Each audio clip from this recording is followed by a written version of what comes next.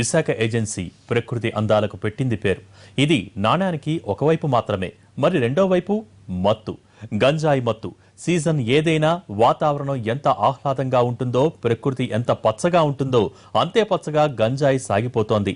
అక్రమార్కుల ధనదాహానికి యువత భవిష్యత్తును చిత్తు చేసే గంజాయి యథేచ్ఛగా సరిహద్దులు దాటిపోతోంది.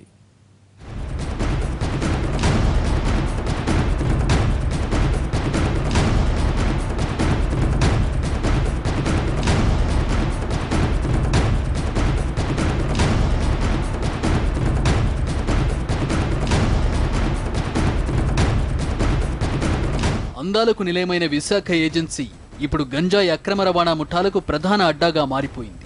ఏటికేడాది పంట విస్తీర్ణం భారీగా పెరిగిపోతోంది. ఒడిశా నుంచి ఏఓబి సరిహద్దుల మీదుగా కొండలు గుట్టలు దాటిన గంజాయి గుబాళింపు మైదాన ప్రాంతాల్లో గుప్పమంటోంది. నెలల వ్యవధిలోనే భారీగా ఆదాయం వచ్చి పడుతుండటంతో సాంప్రదాయ వ్యవసాయానికి తిలోదకాలిచ్చేస్తున్నారు గిరిపుత్రులు. దీంతో మన్యంలో భారీగా గంజాయి వనాలు విస్తరిస్తున్నాయి.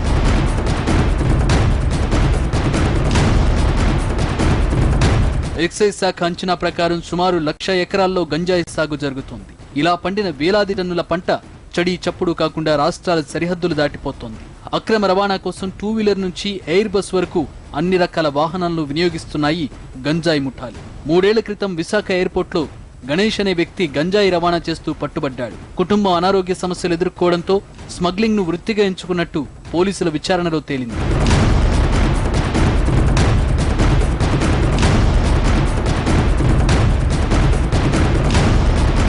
ఒక్క విమానాలే కాదు, హైటెక్ బస్సులు, రైళ్లు, ప్రైవేటు వాహనాలకు ప్రత్యేకంగా అమర్చిన క్యాబిన్లలో దర్జాగా తరలిపోతున్న గంజాయిని అడ్డుకోవడం అధికార యంత్రాంగం వల్ల కావడం లేదు.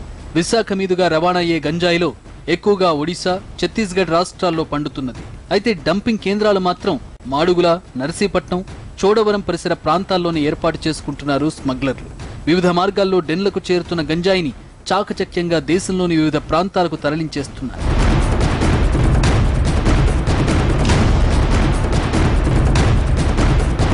ఒకప్పుడు ఎక్సైజ్ శాఖ, పోలీసులు దాడులు చేస్తే 100 కేజీల్లో గంజాయి దొరికేది. కానీ గత 2 ఏళ్లుగా అక్కడ దాడులు చేసిన టన్నుల కొద్దీ పట్టుబడుతోంది. ఇంత పెద్ద ఎత్తున గంజాయి అక్రమ రవాణా జరగడం వెనుక పెద్ద వ్యక్తుల హస్తం ఉందని బాంబు పేల్చారు ఏపీ మంత్రి గంటా శ్రీనివాస్. ఈ వ్యవహారం సీఎం దృష్టిలో ఉందని, కఠిన చర్యలు తప్పవని ఆయన చేసిన కామెంట్స్ ఇప్పుడు రాజకీయ వర్గాల్లో గంజాయి కంటే ఎక్కువ కెక్కిస్తున్నాయి. గంజాయి అనేది రాష్ట్రం మొత్తం కాదు, దేశానికి కూడా వైజాగ్ నుంచి వెళ్తుంది అనేది ఓపెన్ సీక్రెట్. దాన్ని డెఫినెట్గా కంట్రోల్ చేసే అవసరం ఉంది. మన క్యాబినెట్లో కూడా ముఖ్యమంత్రి గారు దీని మీద సరదాగానే అన్నాడు, మనకి ఈ క్రెడిట్ మనం దక్కింది, వైజాగ్ నుంచే మొత్తం దేశానికి మొత్తాన్ని కూడా చేస్తా ఉన్నాం. ఆయన సరదాగానే దాన్ని చాలా సీరియస్గా దీన్ని ఇమీడియట్గా మీరేదో ఒకరిద్దరు సప్లైస్ మీద కేసులు పెట్టడం కాదు, ఎక్కడైతే సాగు అవుతామో దీంట్లో ఎవరెవరు ఇన్వాల్వ్ అవుతాం. పెద్ద ఎత్తున ఇప్పుడు మామూలుగా ఎదురుగా అయితే ఏదో కేజీలు వచ్చేది, ఇప్పుడు కేజీలు పోయి టన్నుల్లో వస్తుంది. మొత్తం ఎక్కడికెక్కడికి మొత్తం ఏ రోజు చూసినా రైల్వే దీంట్లో పట్టుకున్నా, మొదలు పట్టుకున్నా కొన్ని 100 కేజీలు లేకపోతే టన్నుల లెక్కన గంజాయి వస్తూ ఉంది. కాబట్టి అందరికీ మీరు అన్నట్టు దీంట్లో కేవలం ఒకరిద్దరు కాదు, దీంట్లో పెద్ద పెద్ద వాళ్ళు చాలా మంది ఇన్వాల్వ్ అయినారు. అందుకే ముఖ్యమంత్రి గారి దృష్టి కూడా వెళ్ళింది కాబట్టి దీని మీద ఒక స్పెషల్ టాస్క్ ఫోర్స్ పెట్టి దీని ఒక స్పెషల్ డ్రైవ్ చేసి తప్ప మామూలుగా ఇది కాదు. పచ్చటి పొలాల్లో ప్రమాదకర పంటలు పండుతున్నాయని, యువత భవిష్యత్తును నాశనం చేసే గంజాయి అక్రమ రవాణాకు కొందరు పెద్దల అండదండలు పుష్కలంగా ఉన్నాయనే వాదనలు బలంగా వినిపిస్తున్నాయి.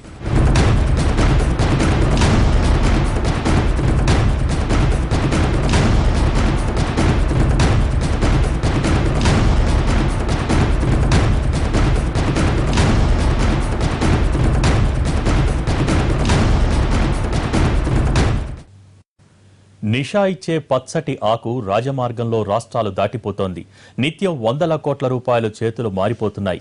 ఇవేవి కాకి లెక్కలు కావు. మావోయిస్టుల కంచుకోట మీదుగా స్మగ్లింగ్ ముఠాల ఖాతాల్లోకి చేరుతున్న కరెన్సీ కట్టల లెక్క. ఇదంతా ఎలా సాధ్యమవుతోంది? అధికార యంత్రాంగం ఏం చేస్తోంది?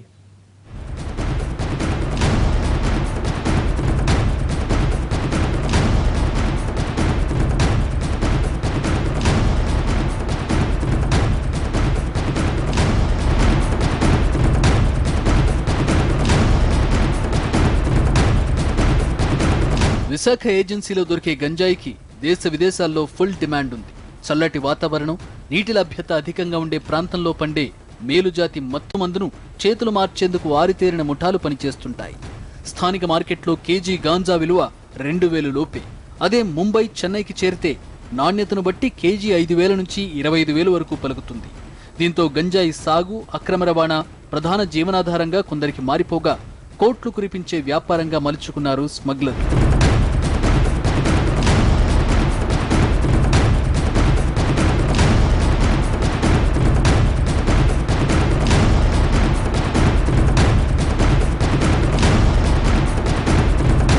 ఆంధ్ర, ఒడిశా సరిహద్దు ప్రాంతంతో పాటు పాడేరు ఏజెన్సీలో 100 ఎకరాల్లో గంజాయి తోటలు విస్తరించి ఉన్నాయి.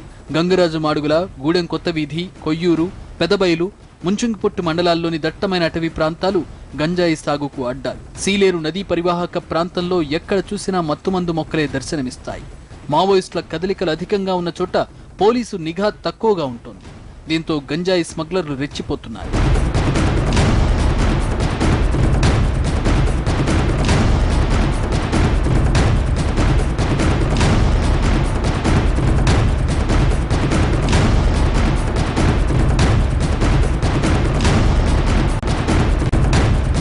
విశాఖ మన్యంలోని మారుమూల ప్రాంతాలకు, ఒడిశా, ఛత్తీస్గఢ్ రాష్ట్రాలకు కనెక్టివిటీ పెరగడంతో గంజాయి స్మగ్లర్ల ఆగడాలు మితిమీరిపోయాయి. పోలీసులు ఎంత నిఘా పెట్టినా కరడుగట్టిన ముఠాలు యథేచ్ఛగా అక్రమ రవాణాను కొనసాగిస్తున్నాయి. 2016లో 41,000 కేజీల గంజాయి పట్టుబడగా 2017లో కేవలం 6 నెలల వ్యవధిలోనే 20,000 కేజీలు స్వాధీనం చేసుకున్నారు. 450 మందిని అరెస్టు చేశారు. పోలీసులు స్వాధీనం చేసుకున్న గంజాయి విలువ కోట్లలో ఉంది. మావోయిస్ట్ ఉన్నప్పుడు వాళ్ళకి కొంచెం ప్రోత్సాహం ఉంటుంది, వాళ్ళే ఉంటారంటే ఎవరు రాలేదు, దీని ప్రోత్సాహం వాళ్ళు చేసేస్తున్నారు. ప్రొడక్షన్ అంటే మనకి ప్రొడక్షన్ ఒడిశా ఆంధ్ర బార్డర్లో జరుగుతుంది. కొంచెం ఒడిశా ప్రొడ్యూస్ కూడా ఇక్కడ నుంచి పోతుంది because of good road network. దీనికోసం ఇంతకు ముందు కూడా మనం ఎక్సైజ్ డిపార్ట్మెంట్తో పాటు కలిసి కొంచెం గాంజా బర్న్ చేయడం జరిగింది. ఎక్కడైనా వాళ్ళు సాగుతారా మనం నియర్ బై రోడ్ పాయింట్ దగ్గర పోయి కట్ చేసి బర్న్ చేయడం జరిగింది. అదే కాక అన్ని ఏజెన్సీ రూట్ నుంచి కింద వచ్చే రూట్కి మనము వెహికల్ చెకింగ్ పెడుతున్నాను సర్ప్రైజ్గా. అక్కడే పట్టుకొని కేసు బుక్ చేస్తున్నాను. బలమైన నిఘా వ్యవస్థ, పగడ్బందీగా తనిఖీలు నిర్వహించడం వల్ల స్మగ్లర్ల ఆట కట్టించొచ్చని పోలీసులు చెబుతున్నా అది సాధ్యమయ్యే పనేనా అనే అనుమానాలు వినిపిస్తున్నాయి.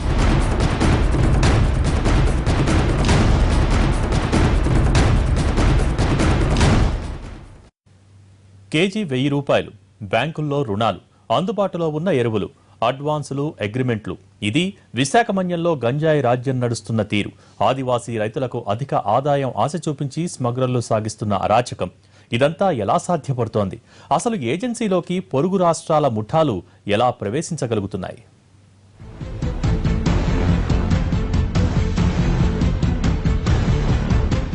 శీలావతి, కింగ్ ఆఫ్ గాంజా.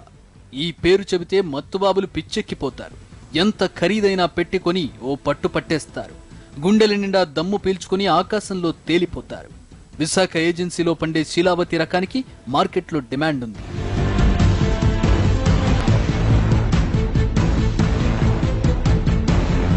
ఒకప్పుడు మన్యం స్వచ్ఛమైన పంటలకు పేరు, నిర్మలమైన మనుషులకు కేర్ ఆఫ్ అడ్రస్ గా ఉండేది.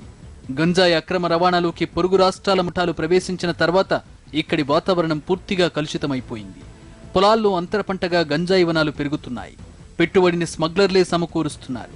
6 నెలల వ్యవధిలో దిగుబడి వచ్చేందుకు గాను మేలుజాతి విత్తనాలను రైతులకిస్తున్నారు. పంట వేసింది మొదలు సరుకు చేతికి వచ్చే వరకు ప్రతి దశలోనూ స్మగ్లర్లు స్థానికులతో ఒప్పందాలు కుదుర్చుకుంటున్నారు. పోలీసులు, ఎక్సైజ్ శాఖ దాడులు చేస్తే గిరిజనులు బుక్కైపోతుండగా వీరిని సాగువైపు ప్రోత్సహిస్తున్న ముఠాలు మాత్రం చల్లగా జారుకుంటున్నాయి. గంజాయి సాగు, అక్రమ రవాణాలకు పాల్పడుతూ ఎన్డీపీఎస్ చట్టం కింద శిక్షలు అనుభవిస్తున్న వారిలో అధిక శాతం గిరిజనులే ఉన్నారు. అంతర్జాతీయంగా వెళ్ళడానికి ఎవరు కారణం? ఇక్కడ నిఘా విభాగం కాదా? లేదనుకుంటే దానికి సంబంధించిన మాఫియా ఎవరైతే ఉన్నారో మాఫియాని ఎందుకు కఠినంగా శిక్షించట్లేదు? నాకు తెలిసి ఈ 10 ఏళ్ళలో పెద్దవాడు గంజాయికి సంబంధించిన ఒక రాజకీయ నాయకుడిని కానీ, లేదనుకుంటే ఈ విత్తనాలు ఇస్తున్న మాఫియా డానికి సంబంధించిన వాళ్ళు కానీ ఎవరిని అరెస్ట్ చేస్తున్న సందర్భాలు లేవు. కాబట్టి ఇది వ్యవస్థీకృతం అయిపోయిన సందర్భాలు ఉన్నాయి. రెండోది వాళ్ళ యొక్క ప్రమేయం అనేది స్పష్టంగా కనిపిస్తుంది. ఎప్పటికైనా ప్రభుత్వం ఒక సమగ్రమైన విచారణ జరపాలి. వాస్తవంగా గంజాయి పెద్ద సైజు బంతి మొక్కలా ఉంటుంది. పెద్ద సైజులో ఉండే ఆకులను నలిపి వాసన చూస్తే తప్ప గుర్తుపట్టడం కష్టం. గంజాయి పండాక కోసి ఆరబెట్టి ఆకులను వేరు చేస్తారు. బాగా ఆరిన ఆకులను తూకం వేసి బేళ్లుగా చుట్టి రవాణాకు సిద్ధం చేస్తారు. ఈ పనంతా ఏ ఒక్కరితోనూ సాధ్యం కాదు. పొలంలో సాగు ప్రారంభించిన దగ్గర నుంచి మహానగరాల్లో మార్కెటింగ్ వరకు ఇదో చైన్ లింక్. అయితే ఇటీవల కాలంలో గంజాయి స్మగ్లర్లపై నిఘా పెరిగింది. అధికారులకు సమాచారం లీక్ అయిపోతోంది. దీంతో కేటుగాళ్లు కొత్త కొత్త విధానాలను అనుసరిస్తున్నారు. లిక్విడ్ గంజాయిగా మార్చి లీటర్ల చొప్పున తరలిస్తున్నారు. పచ్చటి ఆకురూపం మారిపోవడంతో తనిఖీ అధికారులకు అనుమానం కలగదనేది కంత్రిగాళ్ల ఆలోచన. ఈ స్థాయిలో గంజాయి ముఠాలు పెరగడానికి వాళ్లకు పెట్టుబడి పెడుతున్నది ఎవరు అనేది ప్రశ్న. ఇదంతా రాజకీయ పెద్దల అండదండలుంటే తప్ప సాధ్యం కాదనే ఆరోపణలు వినిపిస్తున్నాయి. గంజాయినే ఒక ఆకులుగా ఉండేటటువంటి పదార్థాన్ని, ఒక ఆకులు కొమ్మల కింద ఉండేటటువంటి ఒక వస్తువుని ద్రవం కింద మార్చి ట్రాన్స్పోర్ట్ చేసేటటువంటి టెక్నాలజీ ఆ ప్రాంతంలో జరుగుతూ ఉంది. అంతటి సామర్థ్యంతో అక్కడ కార్యక్రమాలు చేస్తున్నారని అంటే దీని వెనకాల ఎవరున్నారు అని మీరు ఎందుకు బయట చెప్పలేకపోతున్నారు? ఆ స్థాయిలో మీరు ఎందుకు ఇన్వెస్టిగేట్ చేయలేకపోతున్నారు? ఇవన్నీ కూడా మా ప్రజలకు ఉండే అనుమానాలు. ఖచ్చితంగా ఏ శాఖలైతే పర్యవేక్షిస్తాయో, ఏ శాఖలైతే వాటిని సమీక్షిస్తాయో, ఎవరిది అరికట్టాల్సిన బాధ్యత ఏ శాఖలపైన ఉందో ఆ శాఖలకు సంబంధించిన అధికారులందరికీ కూడా తెలిసి విషయం. మరోవైపు గంజాయి స్మగ్లర్లు బరితెగించేస్తున్నారు. మారణాయుధాలతో పేట్రేగిపోతున్నారు. పోలీసుల నిఘా పెరిగి దాడులు జరిగినప్పుడు కాస్త కామ్గా ఉంటున్నా ఆ తర్వాత మళ్లీ షరామామూలుగానే దందా నడిపిస్తున్నారు. విశాఖ ఏజెన్సీ ఒడిశాకు సరిహద్దు ప్రాంతం. మన్యంలో 6 మండలాలు పూర్తిగా మారుమూలనుండడంతో అక్రమార్కులు ఈ ప్రాంతాన్ని గంజాయి సాగుకు అనుకూలంగా ఎంచుకుంటున్నాయి. మావోయిస్టుల భయంతో పోలీసుల అటువైపు కన్నెత్తి చూడడం లేదు. ఇదే అదునుగా స్మగ్లర్లు ఏజెన్సీలో చెలరేగిపోతున్నారు. కోట్లకు పడగలెత్తిన ముఠాలు ఆధిపత్య పోరుకు దిగుతున్నాయి.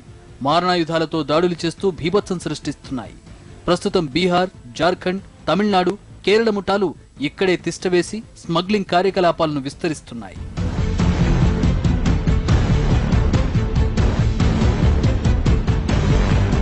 డబ్బుల కోసం అంతర్రాష్ట్ర ముఠాల పంచన చేరుతున్న ఆదివాసీ యువకులు గంజాయి కారణంగా అడ్డంగా బుక్కైపోతున్నారు. పచ్చటి మన్యంలో చిచ్చు పెట్టడానికి పొరుగు రాష్ట్రాల ముఠాలే కారణమనేది జగమెరిగిన సత్యం.